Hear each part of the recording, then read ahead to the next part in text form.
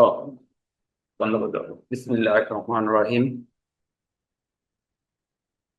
Sundarban college of technology এর পক্ষ থেকে বিএড শিক্ষার্থীদের জানাই আন্তরিক সালাম ও শুভেচ্ছা। ইতিমধ্যে বিএড প্রথম বর্ষের ফর্ম ফিল আপ শেষ হয়েছে। এখন আপনাদের পরীক্ষা অনুষ্ঠিত হবে। তো আপনাদের 6টি সাবজেক্টে পরীক্ষা দিতে হবে। এখানে 4টি আবশ্যিক বিষয় এবং 2টি রয়েছে আপনাদের ঐচ্ছিক বিষয়। তো আবশ্যিক বিষয় সকলের জন্য একরকম থাকবে।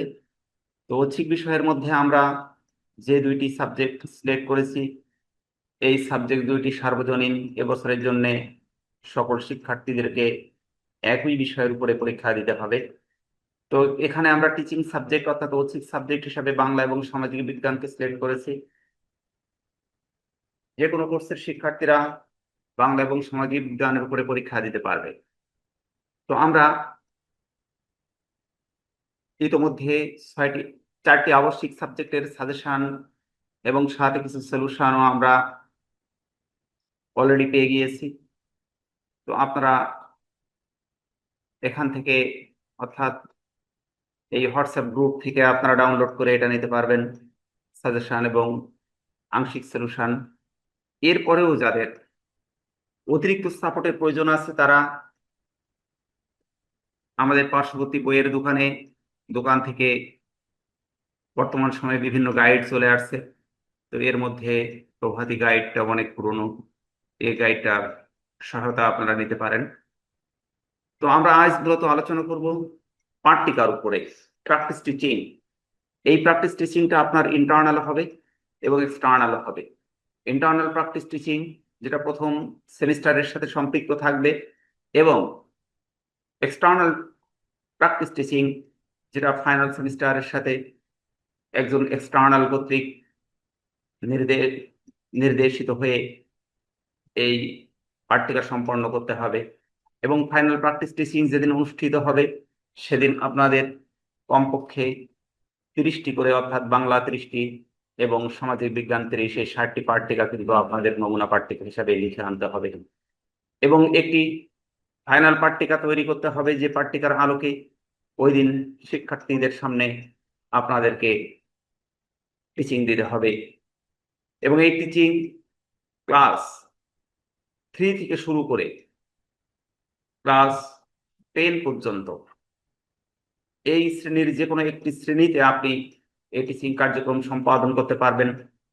তো এই পাট্টিকাটা কেমন হবে তার একটা ফরম্যাট, একটা নমুনা কপি আমি এখানে উপস্থাপন করেছি। এবং আজকের যে পাট্টিকার উপরে কথা বলবো, এই পাট্টিকাটি আমি নিয়ে এসেছি বাংলা বিষয়ের উপরে। যেহেতু বাংলা এবং সামাজিক বিজ্ঞান 2টি বিষয়ের উপরেই আপনাদের পাট্টিকা লিখতে হবে, তো আজ আমি বাংলা বিষয়ের উপরে এই পাট্টিকা আপনাদেরকে দেখাবো, নমুনা কপি।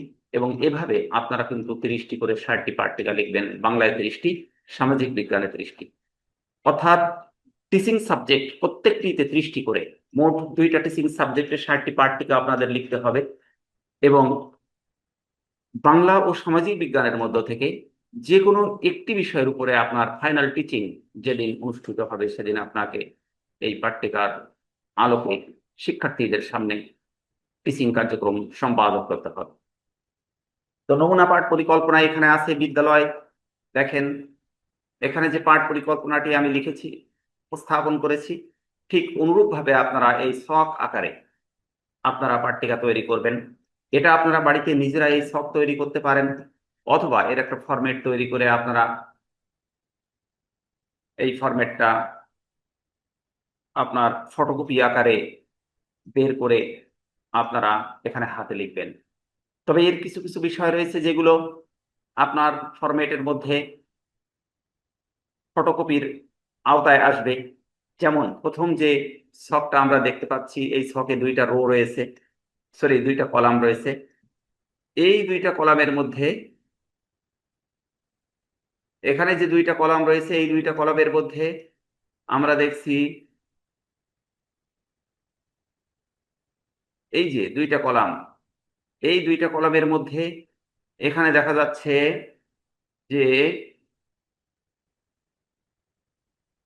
আমাদের বিদ্যালয়ের নাম, এই যে বিদ্যালয়ের নাম রয়েছে এখানে, এই বিদ্যালয়ের নাম, এটা কিন্তু আপনি আপনার শখের মধ্যে ফটোকপির মাধ্যমে এটা লিখে রাখতে পারেন।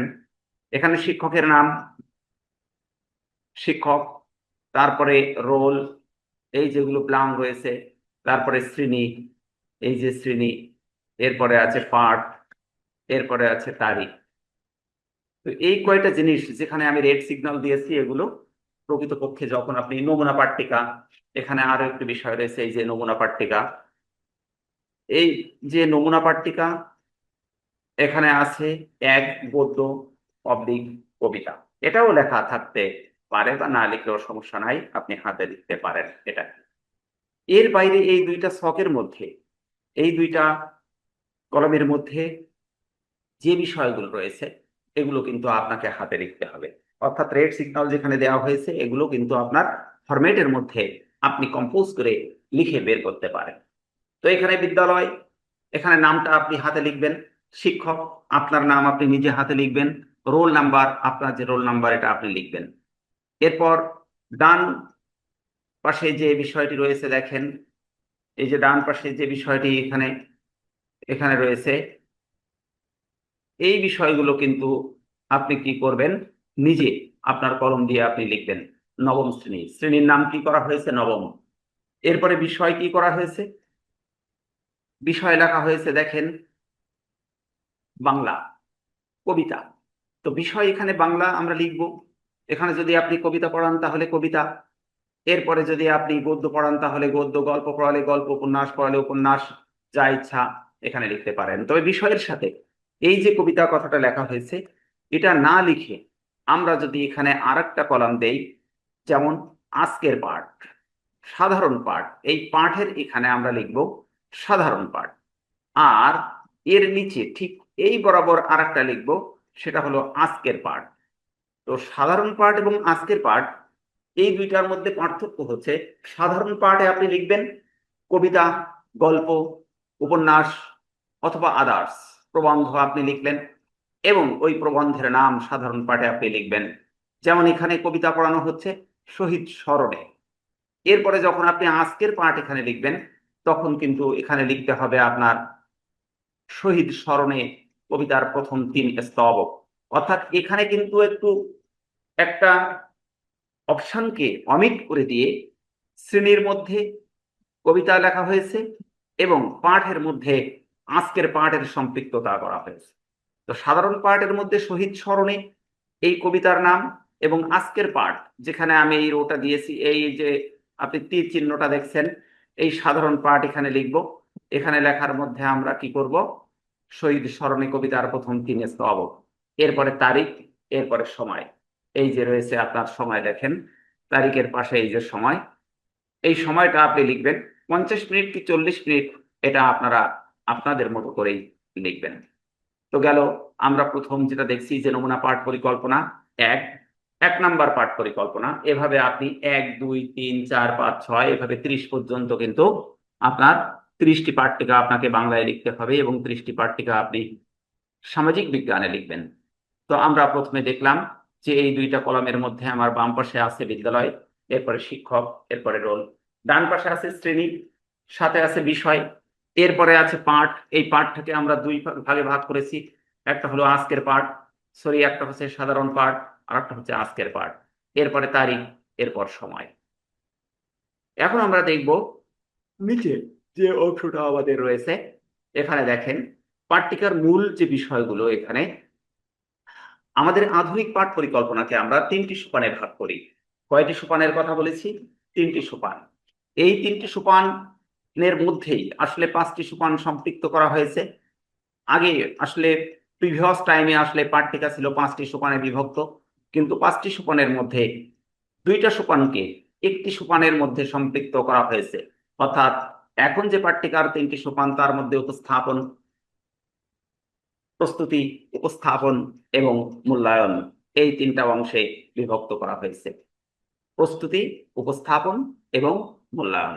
তো এখানে আমরা যেটা দেখছি, প্রথমে পাঠ্যিকার প্রথমে যে 3টা রো করা হয়েছে, এই রো এর প্রথম অংশে যেটা লেখানো হয়েছে দেখেন, এই যে রো এর প্রথম যেটা দেখানো হচ্ছে,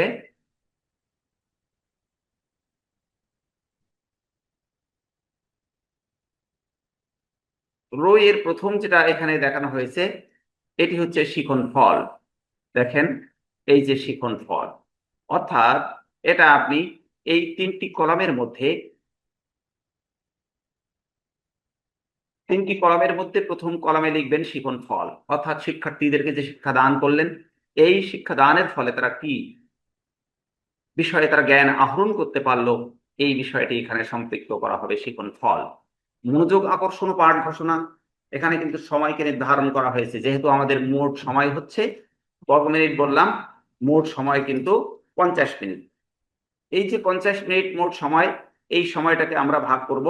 তো শিখন ফল যেটা নিয়ে আমরা কথা বলবো, এটা মূলত কয় মিনিট, 3 মিনিটে আমরা এটাকে শেষ করব, প্রদর্শন এবং প্রশ্ন উত্তর।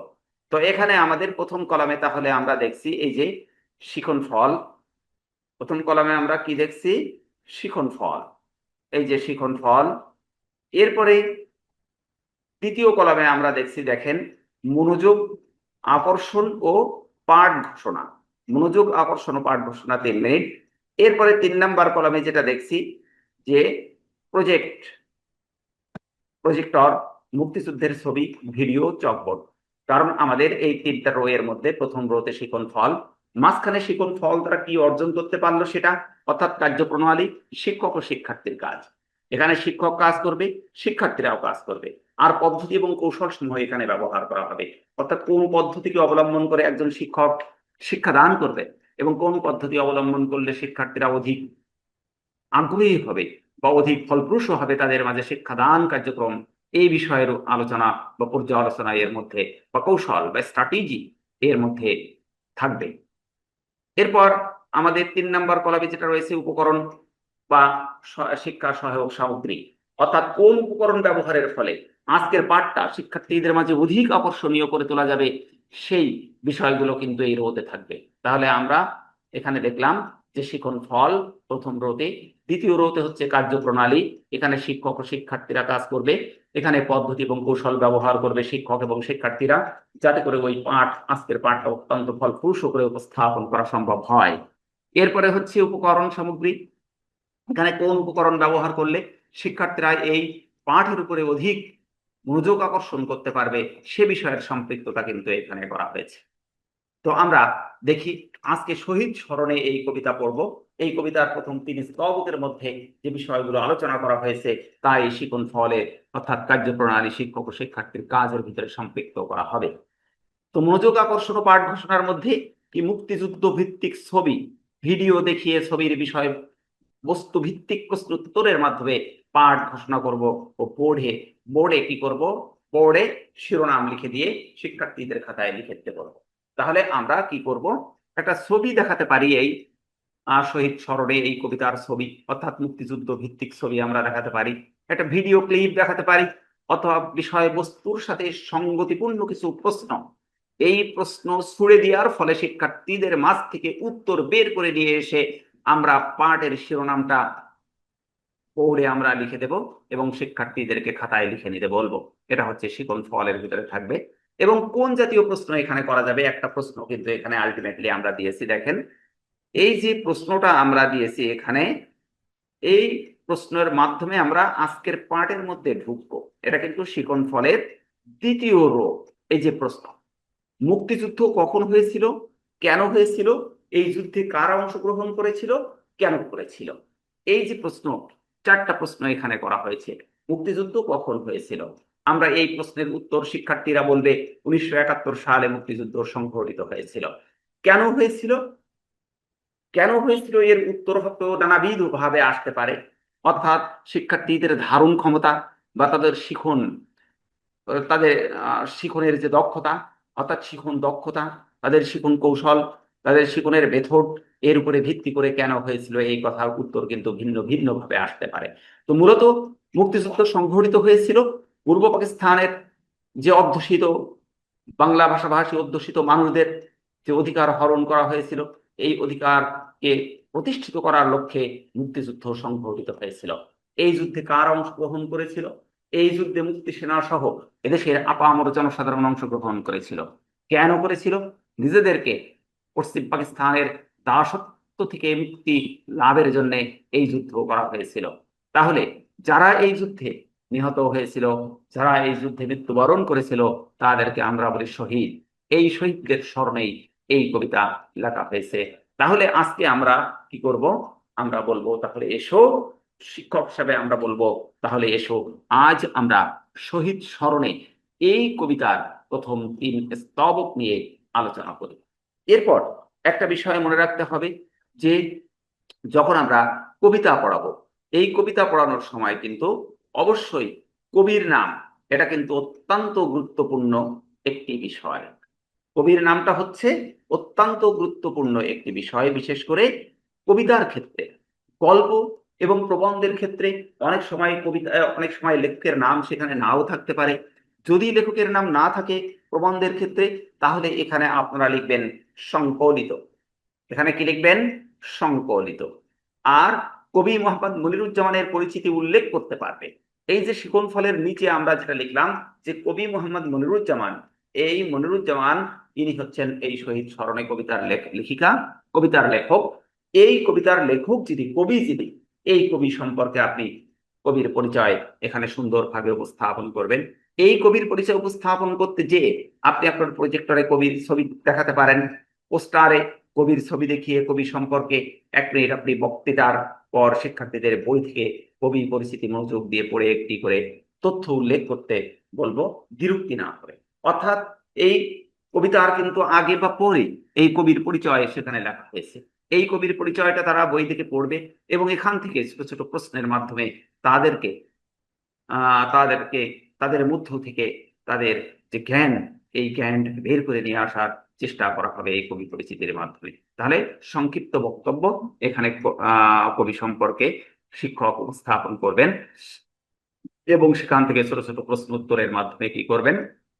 শিক্ষক শিক্ষার্থীদের জ্ঞান যাচাই করতে পারবেন। এখানে তাদের উল্লেখিত তথ্য আন্তঃসম্পর্ক বিবেচনায় রেখে মাইন্ড ম্যাপিং আকারে সাথে সাথে কি করতে হবে?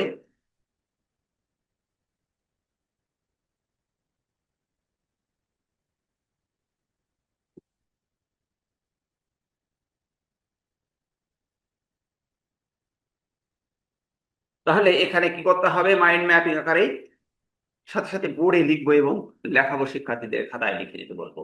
এই কবি সম্পর্কে যখন আলোচনা করা হবে তখন বিভিন্ন ছোট ছোট তথ্যগুলো আমরা শিক্ষক হিসেবে আমরা বোর্ডে লিখবো এবং শিক্ষার্থীদেরকে লিখে নিতে